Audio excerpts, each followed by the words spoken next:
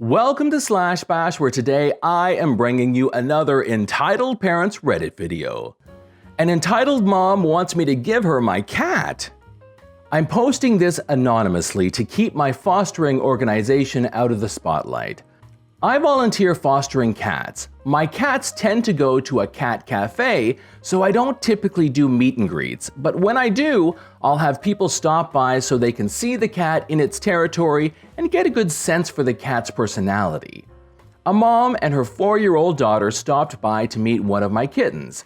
She applied online and went through the foster organization, so I didn't know her, but my husband was home, so I felt pretty safe. I have 4 cats of my own, and for this meet and greet, I shut them in my guest room just to make things easier. They're not huge fans of kids anyway. Everything was going great. They met and liked the kitten, and when they were walking back to the entrance, we passed the guest room and the 4-year-old heard my cats meowing, so she sprinted to the door and opened it before I realized what was happening. The cats scattered except for my gray one. He's an adorable boy with a half-milk mustache and little mittens. The 4-year-old fell in love immediately and ran to him and started yelling that she wanted this one because it was the same as a stuffed animal she has. The mom asked me how much it was for him, and I politely said he wasn't for adoption. She kept arguing with me, trying to get that cat, but like I said, he's my cat. The 4-year-old started shrieking because she couldn't have the cat, and she picked him up. I asked her to put him down, but she's 4. She started squeezing him and he was trying to get away, but so far hadn't used his nails. He's such a good boy. The mom made no moves to intervene, and I tried to take the cat without touching the girl, but I didn't want to play tug of war and hurt the cat. So I, as gently as I could, tried to pull her arms apart, and the mom came at me screaming for touching her kid. The cat got away, and the whole way to their car, the entitled mom kept screaming about how I was a terrible person and I shouldn't have showed them a cat they can't have. The 4-year-old was bawling uncontrollably. It was horrible. I felt horrible. The mom threatened to call the cops and my foster organization. My husband was asleep because he works 3rd shift, so he only caught the tail end of it. He obviously doesn't think I was the butthole because giving up our cat was never an option. Also, I know cat tax is a thing, but I'm not going to share pictures of him to avoid any ability to trace back to me and my foster group. I don't want any negative publicity for them because there are people who think I handled the situation poorly. I do not want any of my actions to reflect on my foster organization. I originally posted this on Am I the Butthole when I was told it would go well on this subreddit too, so it's less relevant here, but I am including it for more context. I called some friends and family, and while everyone is shocked, they said I was definitely the butthole for touching the kid. They said my cat could handle itself, but I was worried about the girl getting scratched or bitten, and my cat shouldn't be subjected to a child squeezing it like he's a stuffed animal. But my sister-in-law and mother-in-law both said I should have just given them the cat if it meant that much to the child. The cat would be their only cat while he is one of my 4, and the cat would be happier with them too, and made me feel terrible for causing all the drama. They said kittens are easier to adopt, so adult cats should be given to whoever wants them. But it's my cat! I want him! They're all well taken care of and we love them very much. Here's an update. My foster organization will not be adopting out to this family and will communicate with other cat adoption organizations in the area. I feel bad for limiting families that will adopt cats because of the overpopulation of cats, but I never want to see a cat abused or adopted and then thrown to the side. Adult cats should be just as valued as kittens in my opinion. I posted this in the comments of my Am I the Butthole, so it's copy and pasted, but I think it might explain my in-laws' behavior better. I'm going to edit to include this in my original post since the character count is more forgiving on this sub. To be honest, I think that my sister-in-law and mother-in-law said that because they really want us to have babies, and we really don't want to.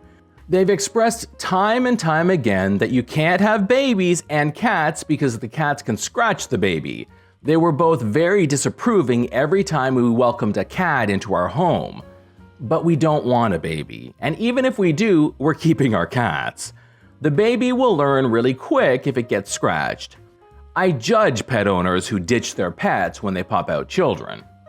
I think to my sister-in-law and mother-in-law, this is just an opportune time to get rid of one so that we can start on babies. It's incredibly frustrating. My entitled sister is trying to justify controlling access to my newborn baby. Long-time lurker, first-time poster. I have an entitled mother that I'm non-contact with and an entitled sister that I'm low contact with. My dumbass decided to let both know I'm pregnant and to kinda reconcile with entitled sister, so she came down for the birth. If faced with the choice again, I would prefer getting kicked in the face by a donkey. It was that enjoyable. Entitled sister invited herself to stay, without asking, for the entire first week of my son's life under the guise of helping. Helping, in this sense, meant I not only recovered from a C-section and took care of a newborn, but entertained entitled sister and cooked for her or ordered us in food on my dime. I tried to be patient, to take pics of her with the baby, and be gracious as she can't have kids. Lord, I tried. Twice this week, I had a buffer in the form of a postpartum doula. She's been helping with techniques for childcare to put us on a schedule and such. Being childless and never having researched anything about childcare, entitled sister picked up on 2 tips: wake windows and tummy time. All week, she used both as reasons to tell me I'm failing at being a parent because I'm not spending enough minutes doing either and trying to control not only how I care for my child, but access to him as she insisted on holding him when it was time to put him down for a nap. Things came to a head one night when she was picking on me again and yelling at me that I'm not caring for him correctly because of wake windows. I firmly said, "You need to back off and you don't know what you're talking about." Things escalated until she told me that I'm a crap mom and don't pay attention to my child.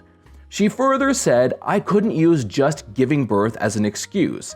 It was 6 days after I had a C-section and was actively bleeding and in pain, that I'm making this experience about me, and threatened to leave.